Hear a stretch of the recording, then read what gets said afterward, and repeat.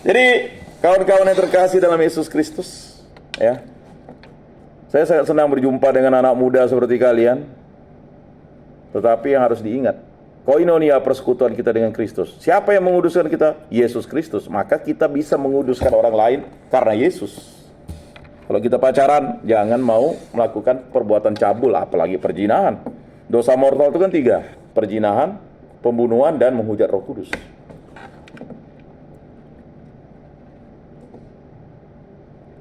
Nah, kalau yang udah melakukan itu harus terima sakramen tobat. Apalagi yang sudah melakukan aborsi, kacau lah tuh. Nanti anaknya gigit ya, maka dia sering lihat hantu. Sikit-sikit lihat hantu. Oh, enggak lah. Ya enggak tahu lah kan, mungkin dia nyekek anaknya.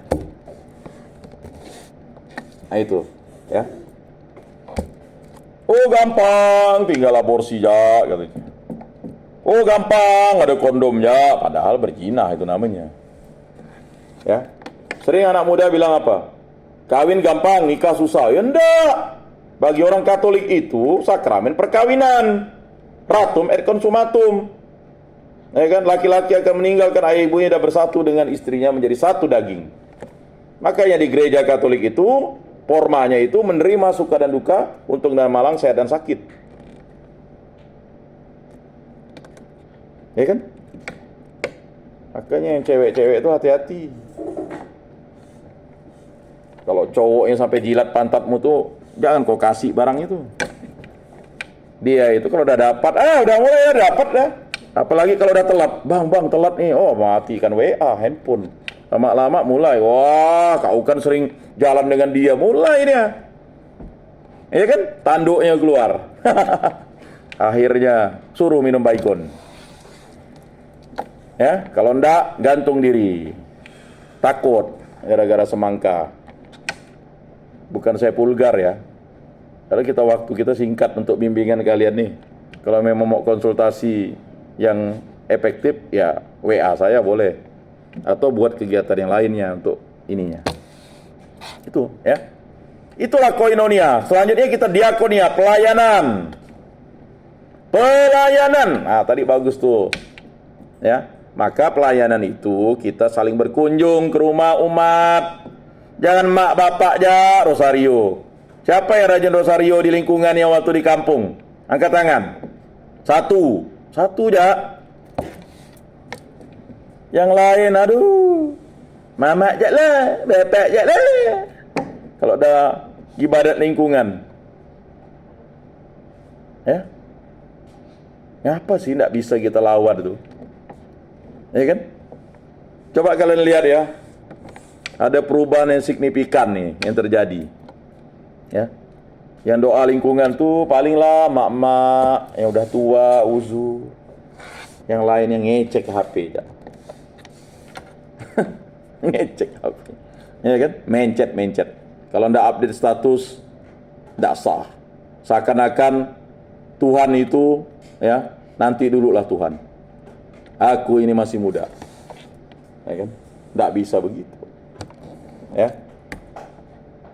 Jadi itu tadi dia, diakonia, pelayanan. Pelayanan itu bukan kita hanya menjadi petugas gereja, itu bagus. Tetapi juga pelayanan itu adalah pelayanan untuk mendoakan orang tua kita. Siapa orang tuanya sudah meninggal di sini? Bapak yang meninggal, mama yang meninggal, mana? Ada? Tiap malam enggak kau doakan tuh bapak kau? Mama? Tiap malam enggak? Ya. Apa doanya? Ya Yesus yang baik, ampunilah dosa mama saya. Ya kan? Kan gitu? Enggak gitu? Kan gitu, ya Yesus yang baik, ampunilah dosa-dosa kami. Ya kan? Kan ada doa tuh. Ya Yesus yang baik, ya kan? Ampunilah dosa-dosa kami. Ya kan? Apa lanjutnya? Enggak tahu. Enggak tahu. Ya Yesus yang baik, selamatkanlah kami dari api neraka dan hantarkanlah jiwa-jiwa ke dalam surga, terutama mereka yang sangat membutuhkan kerahiman-Mu. Ini hafal, bagus. Ya Yesus yang baik, jangan masukkan mama saya ke neraka. Ya kan? Tetapi terimalah di dalam kerahimanmu. Ya tinggal dirubah kan. Moga-moga jiwa mama saya diterima dalam kerahiman Allah karena Allah. Gitu ya bro. Tiap malam kok, tiap pagi siang makan. Nggak rugi kok doakan mama kok. Mengapa orang Katolik itu harus mendoakan orang yang meninggal dunia? Karena dalam kehidupan ya itu tadi, ya ada koinonia, persekutuan tuh. Ada yang disebut dengan gereja yang jaya. Gereja yang jaya itu adalah orang yang sudah berada di kerajaan surga. Dia mendoakan ya kita kepada Allah. Makanya kita diberi nama baptis, orang kudus. Lalu ada gereja yang menderita. Itu adalah orang-orang yang berada di api penyucian. Lebih baik kamu bermata satu, berkaki kudung, bertangan puntung, daripada kamu dicampakkan dalam keadaan utuh ke dalam neraka. Bayangkan, lebih baik dicungkil mata kita tuh kan, jika itu menyesatkan kamu. Ya bro, ingat tuh, jangan lupa tuh. Tanya Pasca, kamu pergi nak ke kuburan makmu? Oh di sini, ya karena kamu bisa kasih intensi misa. Jangan hanya tanggal 2 November. Siapa yang melahirkan kamu? Makmu. Hormatilah ibu bapakmu, itu perintah Allah yang ke berapa? Yang ngecek HP nih cewek nih. Ke berapa nih? Keempat, pintar. Nah itu saya suka. Telinga mendengar, tangan bekerja, multitasking. Yang sana begini ini jangan-jangan enggak hafal ya. Perintah Allah yang ke-10 apa? Dari mana kau? Daerahnya? Pekanbaru itu Sumatera kan? Di sana gimana? Kau ini masih keturunan suku Tionghoa kan? Mamakmu? Bapakmu? Tionghoa juga. Oh. Jadi enggak hafal. Tapi dibaptis? Enggak. Saya Buddha, Pak. Buddha. Oh, Buddha ngambil pelajaran agama Katolik. Oh, enggak ada di sini. Sayang ya. Ada loh. Kemarin saya ikut PRS Enggak ada. Kok bisa nyasar tuh? Enggak salah kawan saya di sini Pak Sujono ya. Tapi udahlah ya. Kamu tahulah pengetahuan iman itu. Maka saya agak bingung kalau misalnya enggak ada. Ya. Menurut ada gitu. Berarti kamu belajar agama itu untuk nilai namanya. Kalau untuk nilai ya payah. Karena namanya pelajaran agama itu tidak boleh dipaksa sebenarnya. Kalau kamu ngambil pelajaran agama begini ya, Katolik itu tidak memaksa kamu masuk Katolik, tetapi mengambil pelajaran agama Katolik atau itu sebenarnya melanggar undang-undang. Kamu yang melanggar undang-undang. Kan kamu harus diberikan pelajaran itu sesuai dengan agamamu kan? Betul enggak? Ngapa kau nyelonong ngambil masuk sini? Nah, saya itu moderasi beragama gitu. Ya kan? Sampai kucing bertanduk pun kau tidak akan paham, biarpun nilaimu A. Karena apa tadi? Nilai kekatolikan itu bukan pada nilai A, B, C, D-nya, tetapi penerapan hidup. Ya, ditanyalah di akademik, masa tidak ada mata kuliah agama Buddha? Saya kan Buddha gitu. Kemarin saya sudah tanya, Pak. Ya, itu tadi dijawab lah. Ya kan? Nah, kalau kamu nyelonong masuk di sini kan jadi enggak juga ini. Ibaratnya kayak jelangkung gitu, ke atas enggak, ke bawah enggak gitu. Ya udahlah ya. Jadi memahamilah iman Katolik ya. Tapi kalau disuruh doa Bapa kami gimana? Disuruh tanda salib kamu enggak boleh tanda salib. Disuruh ke gereja nanti payah. Ya aplikasinya enggak bisa gitu. Kecuali ada mata kuliah budi pekerti gitu. Nah itu yang saya mau katakan dengan kamu. Ya kan? Jadi memang susah jadinya. 1, 2, 3, 4, 5, 6, 7, 8, 9, 10, 11, 12. Kalau kamu simpatisan, katekumen memang silakan, ya kan? Itu. Makanya hati-hati juga kalau kita memahami suatu agama itu lalu kita hanya untuk mencari nilai, ya. Jadi begitu ya. Kan susah kan? Ditanya prapaskah kamu tidak tahu, diterima Rabu. Tadi saya tanya, sudah semua terima Rabu-abu. Kamu ke gereja kalau gitu? Ngapa kamu lalu bilang enggak ini tadi? Enggak apa? Enggak ngaku kamu enggak terima? Diam-diam aja? Oh, enggak bisa loh. Seharusnya kan kamu saya, Pak. Tadi saya tanya, udah baptis? Semua bilang udah baptis. Saya di belakang bilang kenapa? Oh, enggak kah? Tadi terima abu enggak juga? Bapak nggak dengar. Oh, enggak dengar. Saya cuma dengar dalam kamar. Oke ya. Jadi nanti itu kamu konsultasi lagi dengan akademik. Ya kan? Gimana nih saya ini, Pak? Ya. Karena saya waktu di Bengkayang juga sama. Kamu nih mau pilih agama Buddha atau Katolik? Nggak ada, Pak, pelajaran agama Buddha, Pak. Wah, ada tuh kawan saya Bimas agama Buddha. Kok pergilah ke Bimas Buddha sana, minta pelajaran mata kuliah agama Buddha. Kan bisa diusulkan ke akademik sana. Kamu pergi ketemu Pak Sujono tuh kawan saya. Belajar agama Buddha di situ. Bukan di kelas, tapi pergi ke sana Bimas Buddha. Gitu. Kan ada 6 agama di Indonesia. Kan? Jadi kalau kita ngambil mata kuliah agama lain, nanti sampai kucing bertanduk pun kamu akan menjadi pribadi yang seperti itu. Nah itu. Ya. Kamu kan udah dewasa. Paham ya? Nah itu. Jadi kalau misalnya kamu Buddha, ya kamu harus mata kuliah agama Buddha. Beda kalau kamu simpatisan. Tapi itu pun tidak bisa dipaksa.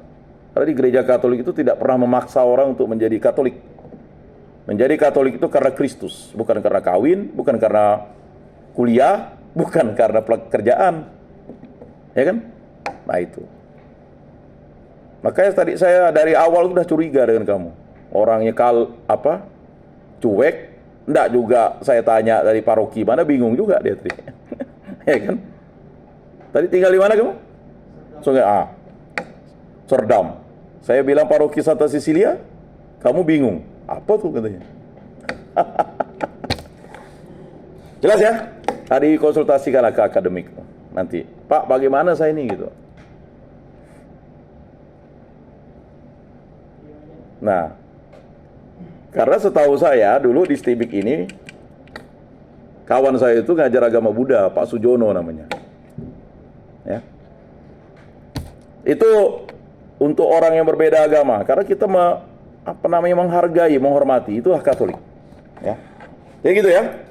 Jadi tinggal kamu ikuti saja. Jadi kamu yang menginginkan masuk ke pelajaran mata kuliah. Dulu SD-nya apa? Katolik juga? SD saya Katolik. SMP? SMP Buddha. Oh, SD Katolik, SMP Buddha. SD nggak ada pelajaran agama. SMP-nya? SMP-nya SMA? Buddha juga. Buddha lagi. Ya itu persoalan namanya. Baik, kita kembali ya di sini. Jadi nanti ada temuan, dikonsultasikanlah tuh. Ya, kamu lapor sana ke Bimas Buddha sana tuh. Bilang ya, Pak Yakobus penjuru agama Katolik. Tahu enggak kamu kantor kami? Enggak tahu? Pergi nanti. Kalau memang enggak dikasih mata kuliah, lalu misalnya ini, kamu enggak buat pernyataan kah?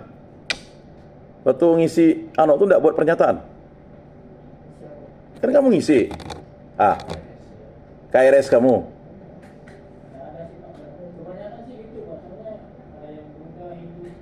Di mana? Masuk ke sini. Kalau Hindu ya.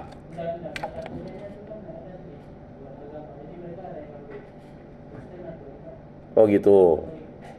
Jadi yang lain ini Katolik semua? Katolik semua? Tinggal dia saja yang ini ya? Wah, aneh juga ya. Ada kok Stimik nih agama Buddha. Makanya saya heran kalau dia masih bersekuku tidak ada mata kuliah agama Buddha. Ada di Stimik ini. Pak Sujono SAG yang ngajarnya. Itu. Ya? Kamu tanyalah. Ya? Udah berapa kali kamu ikut ini?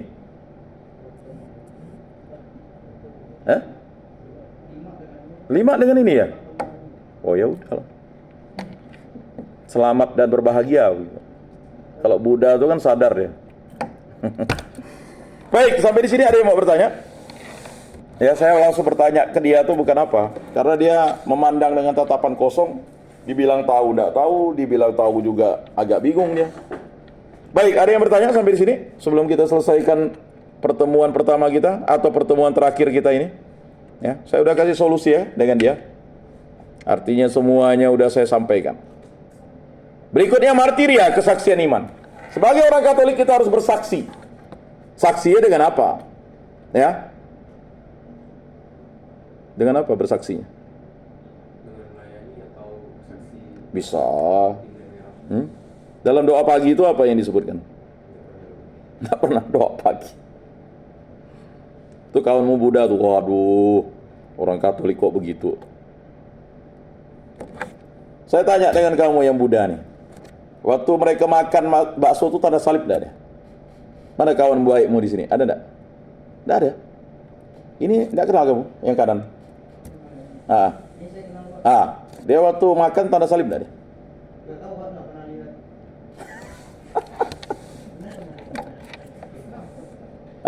Nggak pernah makan kemarin Pak.